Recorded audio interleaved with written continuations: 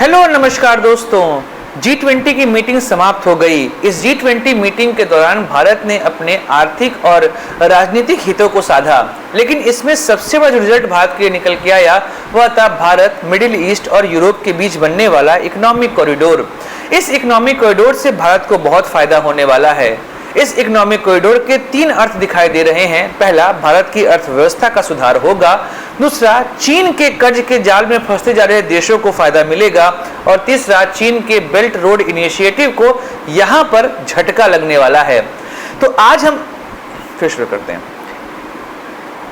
Hello नमस्कार दोस्तों, G20 की मीटिंग समाप्त हो गई। इस मीटिंग के दौरान भारत ने कई सारी द्विपक्षीय वार्ताएं की, लेकिन जो सबसे अच्छा रिजल्ट यहां पर भारत के निकल कर आया वह था इंडिया, मिडिल ईस्ट और यूरोप के बीच बनने वाला इकोनॉमिक कॉरिडोर।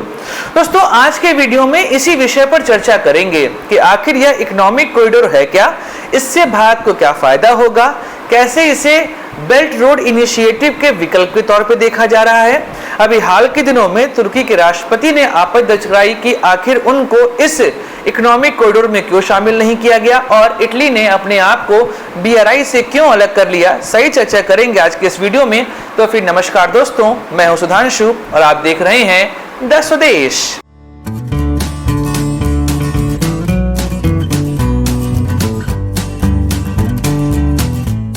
G20 की मेजबानी जब से भारत को मिली उसके बाद से भारत अपने राजनीतिक हितों को साध रहा था।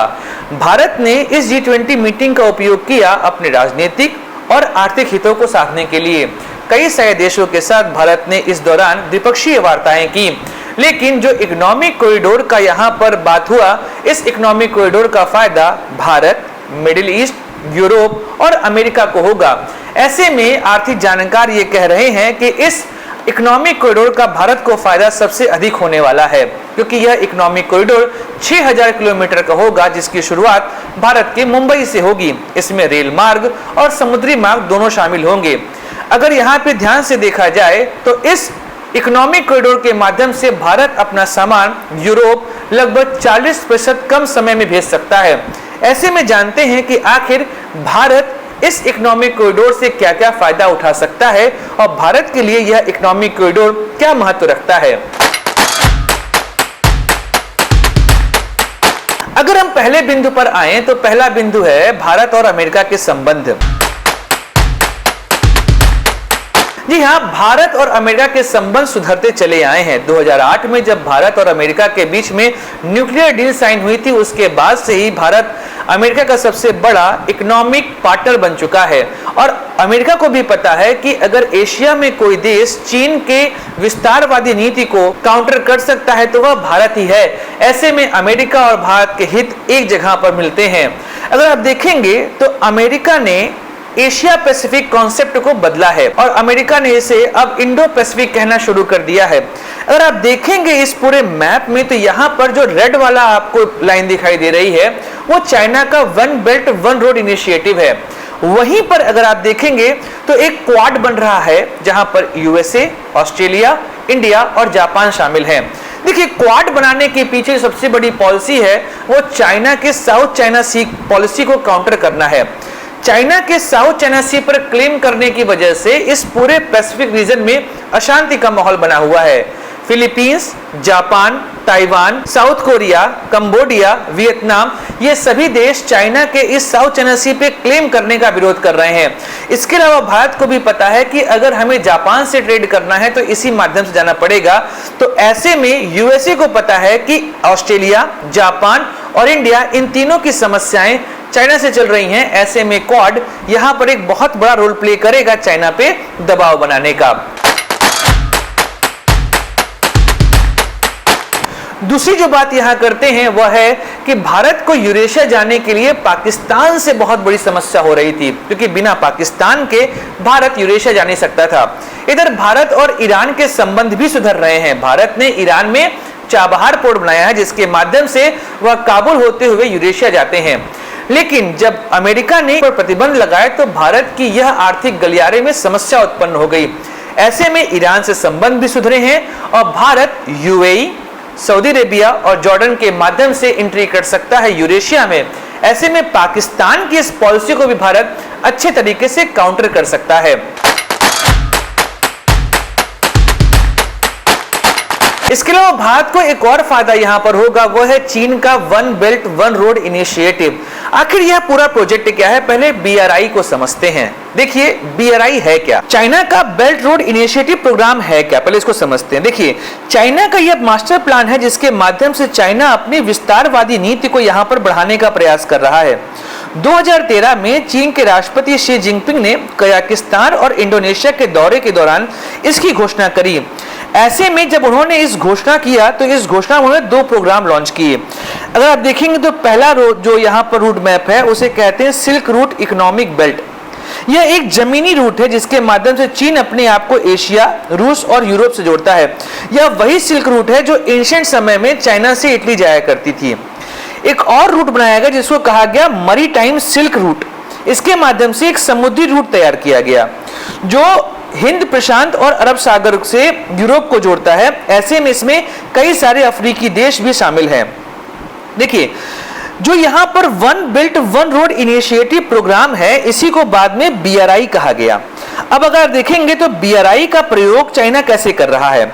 BRI के माध्यम से वह चाहता है कि जो भी देश इसमें शामिल हुए हैं उनमें इंफ्रास्ट्रक्चर डेवलपमेंट, जिसमें रेलवे, एयरपोर्ट, सी पोर्ट, हाईवेज, मेट्रोज और गैस पाइपलाइन को बनाने में वो हेल्प करेगा। इसके अलावा तो चीन यहाँ पे सबसे बड़ा काम करेगा, वह चीन करेगा कि वह सस्ती दरों पर लोन प्रोवाइड करेगा और चीन की कंपनियां डेवलपमेंट का काम करेंगी और कच्चा माल भी जो इसमें होगा वह चीन ही यहाँ पर प्रोवाइड कराएगा। ऐसे में BRI का प्रयोग कर रहा है चीन सभी देशों को अपने कर्ज के जाल में फांसने के लिए। अगर आप यहाँ पर देखेंगे तो कई सारे ऐसे देश चीन के कर्ज के जाल में फंस चुके हैं। अगर आपको मैं इसका डेटा दिखाऊं तो डेटा के अनुसार आपको अधिक समझ में आएगा कि किस तरीके से चीन कई सारे देशों को यहाँ पर अपने कर्ज के जाल में फांसता जा रहा है। इस बेल्ट रोड इनिशिएटिव प्रोग्राम में कई सारे ऐसे देश जो हैं वो जो कर्ज के जाल में फंस चुके हैं। अगर आप देखेंगे तो जो लाख करोड़ की राशि अगर 2019 के आंकड़े तक देखें तो पाकिस्तान पर जो कर चढ़ा हुआ है वो 1.4 लाख करोड़ है, अंगोला पर 1.1, केनिया पर 0.55, इथियोपिया पर 0.48 और PDR पर 0.37 जो है यहाँ पर लोन चढ़ा हुआ है। वहीं पर अगर इसको हम अनुपात के अनुसार देखें तो कांगो पर 39%, जिबूती पर 35%, लाओ PDR पर 29%, किर्गिज पर 23% और अंगोला पे 18% तक लोन चढ़ा हुआ है। तो ऐसे में चीन क्या कर रहा है, वो इन सभी देशों को अपने कर्ज के जाल में फंसाता जा रहा है। और आज के समय में कहा जाए तो पूरे विश्व में केवल चीन ही है जो विस्तारवादी नीति को लेकर आगे बढ़ रहा है और इसका विरोध कई सारे देश कर रहे हैं। तो ऐसे में जो यह economic corridor middle east, Europe और इंडिया का बन रहा है, यह BRI के विकल्प के तौर पर यहाँ पर तैयार हो जाएगा। लेकिन इस इकोनॉमिक कॉरिडोर के आते ही सबसे पहले तुर्की ने यहाँ पर अपनी बात कही कि आखिर तुर्की जो है वह इसका विरोध क्यों कर रहा है। देखिए जब तुर्की को देखा जाए तो तुर्की चीन का सबसे बड़ा साथी है और तुर्की एक ऐसा देश है जिसका आधा भाग यूरोप में आता है और आधा भाग एशिया में आता है। ऐसे में तुर्की का यह कहना है कि बिना हमारे आप यूरोप के साथ ट्रेड कैसे कर सकते हैं। लेकिन अगर आप यहां पर इस पूरे इकोनॉमिक कॉरिडोर का मैप देखेंगे तो इस इकोनॉमिक कॉरिडोर में भारत के मुंबई से शुरू होती हैं और इसके बाद UAE पहुंचता है, UAE से सऊदी अरेबिया, वहां से जॉर्डन, इजराइल होते हुए ग्रीस पहुंच जाता है। ऐसे में यहां पर कहीं पर भी तुर्की का कोई योगदान नहीं है। लेकिन तुर्की यहां पर क्यों कह रहा है कि भाई हमें इसमें शामिल किया जाए, तो देखिए इसके कई सारे पॉइंट हैं, हमें पॉइंट वाइज इन सभी बातों को समझना है। देखिए पहला पॉइंट तो यह है कि इस इकोनॉमिक कॉरिडोर में अगर तुर्की शामिल नहीं होगा तो उनको आर्थिक रूप से बहुत बड़ा घाटा होने वाला है।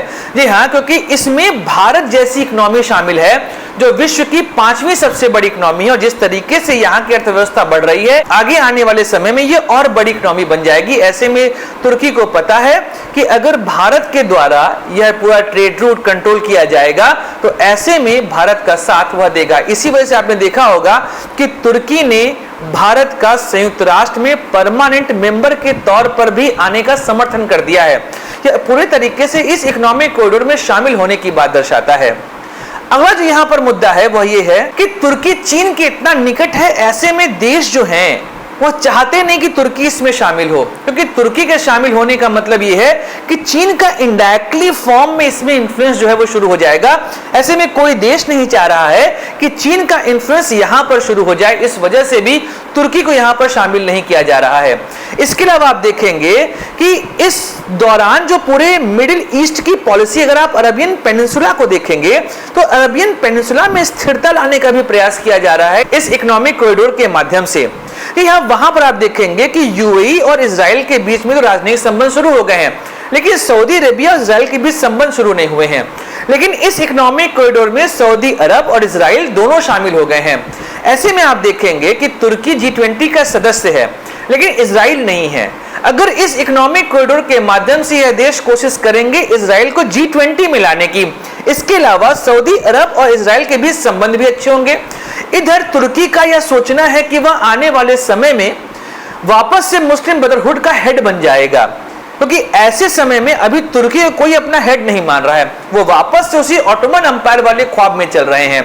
तो ऐसे में अगर सऊदी अरब को यहां पर फायदा होगा तो इस्लामिक देशों में उसका प्रभुत्व लगातार बढ़ता जाएगा। इसके अलावा इजराइल और सऊदी अरब के संबंध सुधरने का भी असर बहुत पड़ेगा तुर्की के ऊपर। इसलिए भी तुर्की बौखलाया हुआ है कि उसको इस पर्टिकुलर इकोनॉमिक कॉरिडोर में शामिल किया जाए। इसके अलावा तुर्की का साइप्रस और ग्रीस के साथ बहुत ज्यादा झगड़ा चलता रहता है। कई बार भूमध्य सागर में इसको लेकर बवाल भी हो चुका है और युद्ध जैसी स्थिति बन गई है। तो ऐसे में कोई ये नहीं चाहता कि भाई ग्रीस के माध्यम से यहां पर पहुंच रहे हैं, ऐसे में कोई नहीं चाह रहा है कि तुर्की भी इसमें शामिल हो। इस वजह से तुर्की इसको लेकर बहुत परेशान है कि उसे इस इकोनॉमिक कॉरिडोर में शामिल किया जाए, क्योंकि वर्तमान समय में तुर्की की आर्थिक हालत बहुत खराब है। ऐसे में उसे इस इकोनॉमिक कॉरिडोर से बहुत ज्यादा फायदा मिल सकता है। दैट्स वाई अर्दोगान का यह कहना है कि तुर्की के बिना कोई इकोनॉमिक कॉरिडोर नहीं बनेगा, यह उनकी महत्वाकांक्षा ही दर्शा रहा है। अब एक और बात करते हैं, इटली ने यहां पर BRI से खुद को अलग कर लिया। जॉर्जिया मेलोनी जब इंडिया आई उसके बाद जिस तरीके से यहाँ पर इटली और भारत के बीच में बातें हुई, उसके बाद जॉर्जिया मेलोनी ने कह दिया कि भाई वह BRI का हिस्सा नहीं रहेंगे। देखिए, अगर आप देखें तो G7 में शामिल इटली एकमात्र ऐसा देश था जो कि BRI प्रोजेक्ट का पार्ट बन गया था। ऐसे में उस दौरान क्या चल रहा था कि भाई यूरोप में 3 दशकों से मंदी चल रही थी, ऐसे में इटली को बाहरी निवेश की आवश्यकता थी। दैट्स वाई जब चीन ने BRI प्रोजेक्ट इटली के सामने रखा तो इटली ने इसे स्वीकार कर लिया। लेकिन जब इटली ने अपने आसपास के अन्य यूरोपीय देशों को देखा जिससे चीन का व्यापार चल रहा था, ऐसे में इटली को BRI में शामिल होने का कोई खास फायदा दिखाई नहीं दिया। चीन के नेता यहां तक कहते हैं कि भाई हमें चीन के साथ अपने आर्थिक संबंध रखने हैं, पर हम BRI का पार्ट नहीं बनेंगे। इसके अलावा इटली को डर है कि जिस तरीके से चीन ने एस्टोनिया और लातविया को कर्ज के जाल में फंसा लिया, इसके अलावा कई सारे अफ्रीकी देश भी चीन के कर्ज के जाल में फंस चुके हैं। ऐसे में अगर कहीं इटली भी कर्ज के जाल में फंस गया तो उसके लिए बड़ी समस्या पैदा हो जाएगी। उसके अलावा जॉर्जिया मेलोनी, इनका चीन के साथ जो संबंध है ना वो काफी अच्छा नहीं चल रहा है। अगर आप देखेंगे इनके सत्ता में आने के बाद से चीन के कई सारे प्रोजेक्ट इटली में सीमित कर दिए गए हैं। इसके अलावा चीन ने रशिया यूक्रेन युद्ध में खुलकर सपोर्ट किया रशिया का। ऐसे में चीन और रशिया का बहुत नजदीक होना भी इटली को भाया नहीं और इटली ने कह दिया कि वह यहां पर BRI से अपने आप को अलग कर लेंगे। साथ ही आप देखेंगे चीन ने वन चाइना पॉलिसी के तहत ताइवान को अपने में शामिल करने की बात कही। कई बार ऐसी रिपोर्ट भी आई है कि चीन के राष्ट्रपति ने अपने सेना को कह दिया कि तुम तैयार रहो और हम यहां पर हमला करेंगे ताइवान के ऊपर। ऐसे में इटली ने ताइवान को खुल के समर्थन दिया। इसकी वजह से भी चीन और इटली के बीच के संबंध जो हैं वो थोड़े से इस समय फ्रिक्शन वाले दिखाई दे रहे हैं। इस वजह से इटली का BRI प्रोजेक्ट से हटना अपने आप में बहुत बड़ी न्यूज है और चीन के लिए बहुत बड़ा झटका है, क्योंकि अगर आप देखेंगे तो अगले साल G7 की मीटिंग होनी है इटली में। ऐसे में इस मीटिंग के जस्ट पहले BRI से अलग हो जाना यह चीन के लिए बहुत बड़ा खतरा है और बहुत बड़ा झटका भी है।